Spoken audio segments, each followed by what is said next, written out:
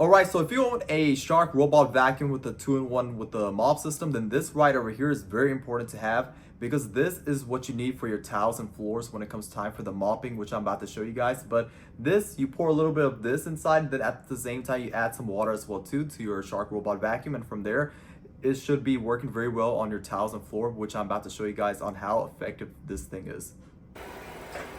Okay, so this is the finished results of the Shark robot vacuum, the cleaner itself, and you can see how well it turned out.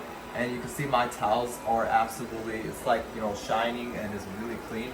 You can see right over here how beautiful it turned out. I would definitely recommend the Shark robot vacuum, the cleaner substance. If you are looking for a way to deep clean your tiles and floor, then this product right over here is something I would definitely recommend, considering the fact that, you know, you actually need it if you own the mopping system itself. So if you're looking for a replacement or you're looking to deep clean your tiles and floor, then the Shark robot vacuum, the cleaner substance, is something I would definitely recommend, and I would definitely recommend this product.